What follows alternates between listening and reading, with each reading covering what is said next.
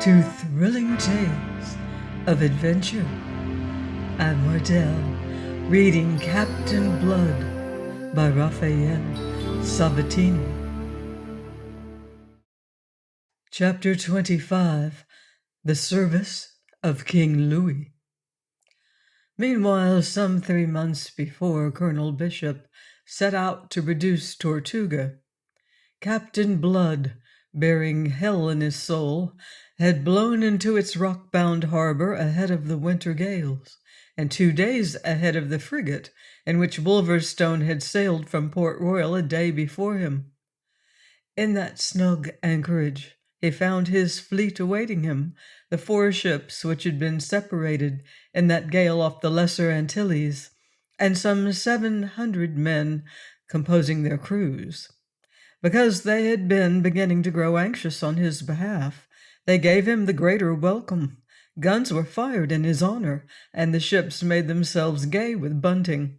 The town, aroused by all this noise in the harbor, emptied itself upon the jetty, and a vast crowd of men and women of all creeds and nationalities collected there to be present at the coming ashore of the great buccaneer.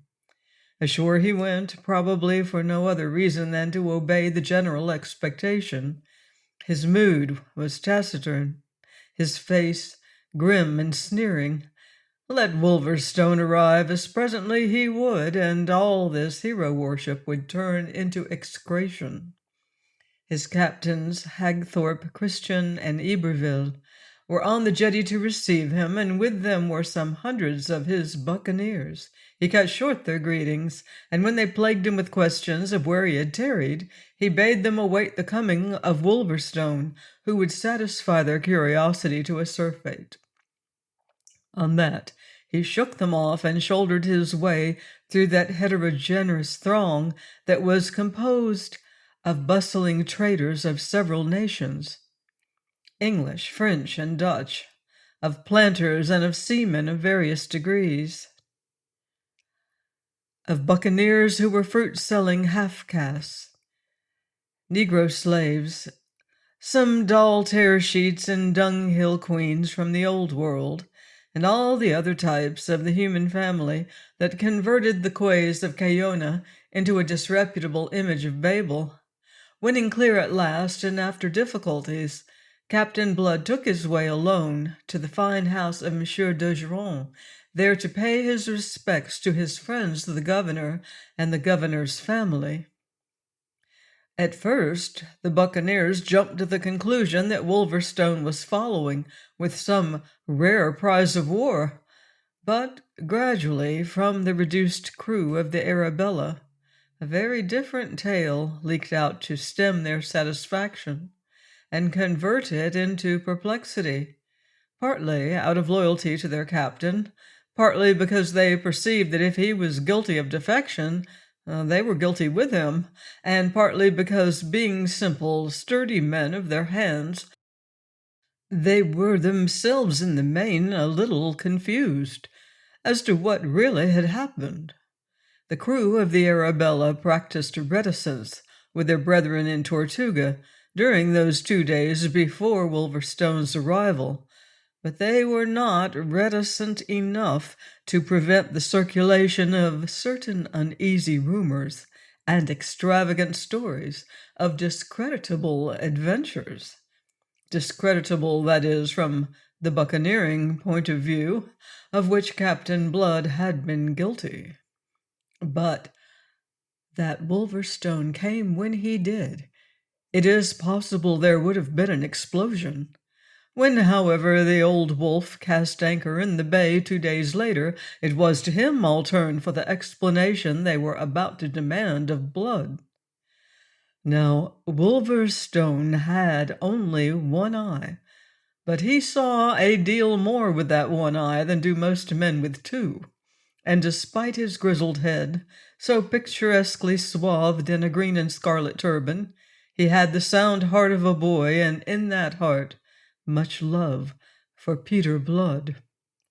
The sight of the Arabella at anchor in the bay had at first amazed him as he sailed round the rocky headland that bore the fort.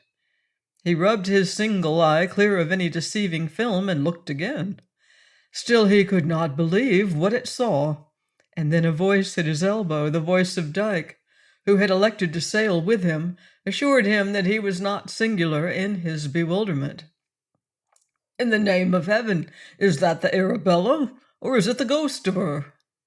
The old wolf rolled his single eye over Dyke and opened his mouth to speak. Then he closed it again without having spoken, closed it tightly. He had a great gift of caution, especially in matters that he did not understand. That this was the Arabella he could no longer doubt. That being so, he must think before he spoke. What the devil should the Arabella be doing here, when he had left her in Jamaica? And was Captain Blood aboard and in command?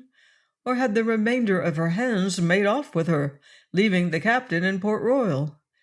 Dyke repeated his question. This time Wolverstone answered him. "You've two eyes to see with, and you ask me, who's only got one, what it is you see?" "But I see the Arabella, of course, since there she rides. What else was you expecting?" "Expecting?" Dyke stared at him open-mouthed. "Oh, was you expecting to find the Arabella here?"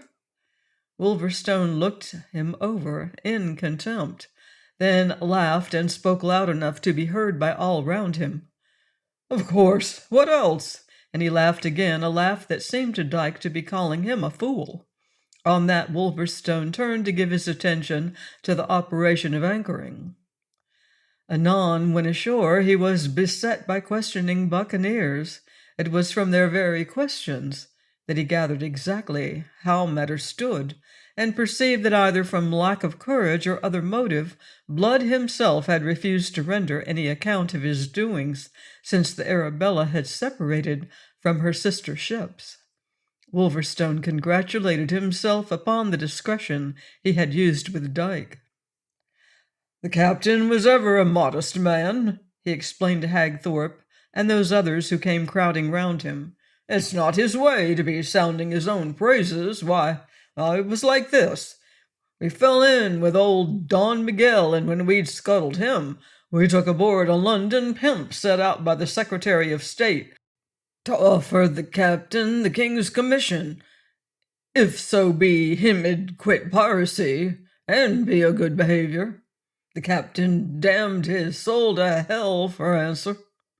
Then we fell in with the Jamaica fleet and that gray old devil Bishop in command, and there was a sure end to Captain Blood and to every mother's son of us all. So I goes to him and accept this poxy commission, says I. Turn king's man, save your neck and ours.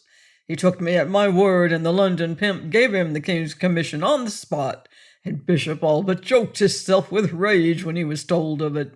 But happened it had, and he was forced to swallow it. We were king's men all, and so into Port Royal we sailed along a Bishop. But Bishop didn't trust us. He knew too much. Before his lordship, the fellow from London, he'd a hanged the captain, king's commission and all. Blood would have slipped out of Port Royal again that same night, but that hound Bishop had passed the word, and the fort kept a sharp lookout. In the end, though it took a fortnight, Blood bubbled him. He sent me and most of the men off in a frigate that I bought for the voyage. His game, as he'd secretly told me, was to follow and give chase. Whether that's the game he played or not, I can't tell you, but here he is afore me, as I'd expected he would be." There was a great historian lost in Wolverstone. He had the right imagination that knows just how far it is safe to stray from the truth, and just how far to color it, so as to change its shape for his own purposes. Having delivered himself of his decoction of fact and falsehood, and thereby added one more to the exploits of Peter Blood, he inquired where the captain might be found. Being informed that he kept his ship, Wolverstone stepped into a boat and went aboard to report himself, as he put it. In the great cabin of the Arabella, he found Peter Blood alone and very far gone in drink, a condition in which no man ever before remembered to have seen him. As Wolverstone came in, the captain raised bloodshot eyes to consider him. A moment they sharpened in their gaze as he brought his visitor into focus. Then he laughed a loose, idiot laugh that yet somehow was half a sneer. "Ah, the old wolf," said he. "Got your last, eh? What you gonna do with me, eh?" He hiccuped resoundingly and sagged back loosely in his chair. Old Wolverstone stared at him in somber silence. He had looked with untroubled eye upon many a hell of devilment in his time, but the sight of Captain Blood in this condition filled him with sudden grief. To express it, he loosed an oath. It was his only expression for emotion of all kinds. Then he rolled forward and dropped into a chair at the table facing the captain. "My God, Peter, what's this?" "Rum," said Peter. "Rum from Jamaica." He pushed bottle and glass towards Wolverstone. Wolverstone disregarded them. "I'm asking you what ails you," he bawled. "Rum," said Captain Blood again and smiled. "Just rum. I answer all your questions. Oh, why don't you answer mine? What you gonna do with me?" "I've done it," said Wolverstone. "Thank God you had the sense to hold your tongue till I came. Are you sober enough to understand me?" "Drunk or sober, always understand you." "Then listen." And out came the tale that Wolverstone had told. The captain steadied himself to grasp it. "I'll do as well as the truth," said he when Wolverstone had finished. And no matter. Much obliged to you, old wolf, a faithful old wolf. But was it worth the trouble? I'm not a pirate now. Never a pirate again. It's finished." He banged the table, his eyes suddenly fierce. "I'll come and talk to you again when there's less rum in your wits," said Wolverstone, rising. "Meanwhile, you'll please to remember the tale I've told, and say nothing that'll make me out a liar. They all believes me, even the men who sailed with me from Port Royal. I've made 'em. If they thought as how you'd taken the king's commission in earnest, and for the purpose of doing as Morgan did, ye guess what would follow." "Hell would follow," said the captain, "and that's all I'm fit for." "You're maudlin," Wolverstone growled. "We'll talk again tomorrow." They did, but to little purpose, either that day or on any day thereafter, while the rains which set in that night endured. Soon the shrewd Wolverstone discovered that rum was not what ailed Blood. Rum was in itself an effect, and not by any means the cause of the captain's listless apathy.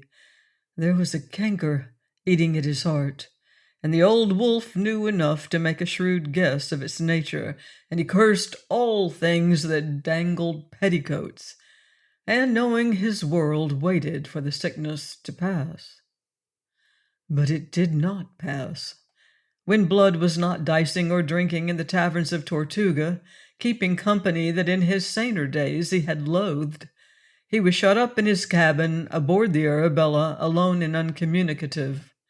His friends at Government House, bewildered at this change in him, sought to reclaim him. Mademoiselle d'Ogeron, particularly distressed, sent him almost daily invitations, to few of which he responded. Later, as the rainy season approached its end, he was sought by his captains with proposals of remunerative raids on Spanish settlements, but to all he manifested an indifference, which, as the weeks passed and the weather became settled, begot first impatience and then exasperation. Christian, who commanded the Clotho, came storming to him one day, upbraiding him for his inaction and demanding that he should take order about what was to do. "Go to the devil," Blood said when he had heard him out.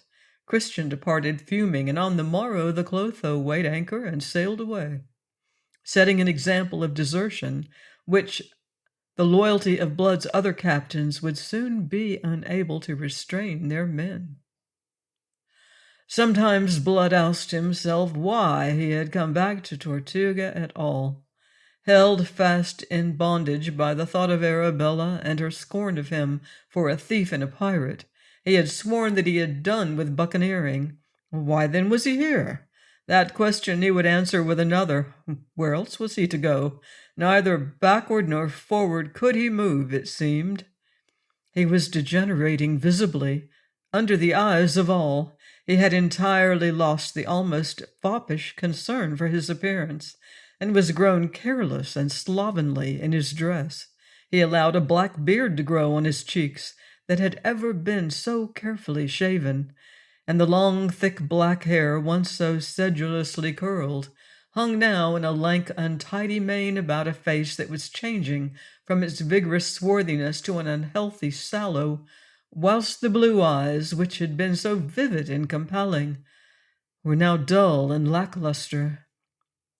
Wolverstone, the only one who held the clue to this degeneration, ventured once, and only once, to beard him frankly about it. "Lord Peter, is there never to be no end to this?" the giant had growled. "Will you spend your days moping and swilling 'cause a white-faced ninny in Port Royal will have none of you? Sblood and zounds, if you wants the wench, why the plague doesn't you go and fetch her?" The blue eyes glared at him from under the jet-black eyebrows, and something of their old fire began to kindle in them. But Wolverstone went on heedlessly. "I'll be a nice world wench, as long as niceness be the key to her favor. But sink me now if I'd rot myself in rum on account of anything that wears a petticoat. That's not the old wolf's way. If there's no other expedition'll tempt you, why not Port Royal? What a plague do it matter if it is an English settlement? It's commanded by Colonel Bishop. There's no lack of rascals in your company 'ud follow you to hell if it meant getting Colonel Bishop by the throat. It could be done, I tell you. We've but to spy the chance. When the Jamaica fleet is away, there's enough plunder in the town to tempt the lads. And there's the wench for you. Shall I sound 'em on it?" Blood was on his feet, his eyes blazing, his livid face distorted. "You'll leave my cabin this minute, so you will, or by heaven it's your corpse'll be carried out of it, you mangy hound. Do you dare come to me with such proposals?" He fell to cursing his faithful officer with a virulence the like of which he had never yet been known to use. And Wolverstone, in terror before that fury, went out without another word. The subject was not raised again, and Captain Blood was left to his idle abstraction. But at last, as his buccaneers were growing desperate, something happened, brought about by the captain's friend, Monsieur d'Ogeron. One sunny morning, the governor of Tortuga came aboard the Arabella, accompanied by a chubby little gentleman, amiable of countenance, amiable and self-sufficient of manner. "My captain," Monsieur d'Ogeron delivered himself, "I bring you Monsieur de Coucy, the governor of French Hispaniola, who desires a word with you." Out of consideration for his friend, Captain Blood pulled the pipe from his mouth, shook some of the rum out of his wits, and rose and made a leg to Monsieur de Coucy. "Serviteur," said he. Monsieur de Coucy returned the bow and accepted a seat on the locker under the stern windows. "You have a good force here under your command, my captain," said he. "Some 800 men, and I understand they grow restive in idleness. They may go to the devil when they please." Monsieur de Coucy took snuff delicately. "I have something better than that to propose," said he. "Propose it, then," said Blood without interest. Monsieur de Coucy looked at Monsieur d'Ogeron and raised his eyebrows a little. He did not find Captain Blood encouraging, but Monsieur d'Ogeron nodded vigorously with pursed lips, and the governor of Hispaniola propounded his business. "News has reached us from France that there is war with Spain." "That is news, is it?" growled Blood. I am speaking officially, my captain. I am not alluding to unofficial skirmishes and unofficial predatory measures which we have condoned out here. There is war, formally war, between France and Spain in Europe. It is the intention of France that this war shall be carried into the New World. A fleet is coming out from Brest under the command of Monsieur le Baron de Rivarol for that purpose. I have letters from him desiring me to equip a supplementary squadron and raise a body of not less than 1,000 men to reinforce him on his arrival. Now, what I've come to propose to you, my captain, at the suggestion of our good friend Monsieur de Geron, is in brief that you enroll your ships and your force under Monsieur de Rivarol's flag. Blood looked at him with a faint kindling of interest. You are offering to take us into the French service? He asked. On what terms, monsieur? With the rank of Capitaine de Vasseur for yourself, and suitable ranks for the officers serving under you. You would enjoy the pay of that rank, and you will be entitled, together with your men, to 1/10 share in all prizes taken. My men will hardly account it generous. They will tell you that they can sail out of here tomorrow, disembowel a Spanish settlement, and keep the whole of the plunder. Ah, yes, but with the risks attaching to acts of piracy. With us, your position will be regular and official, and considering the powerful fleet by which Monsieur de Rivarol is backed, the enterprises to be undertaken will be on a much vaster scale than anything you could attempt on your own account, so that the 1/10 in this case may be equal to more than the whole in the other. Captain Blood considered. This, after all, was not piracy that was being proposed. It was honorable employment in the service of the King of France.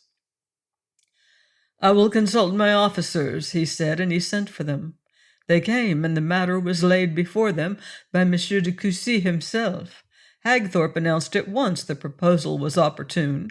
The men were grumbling at their protracted inaction, and would no doubt be ready to accept the service which Monsieur de Coucy offered on behalf of France. Hagthorpe looked at Blood as he spoke.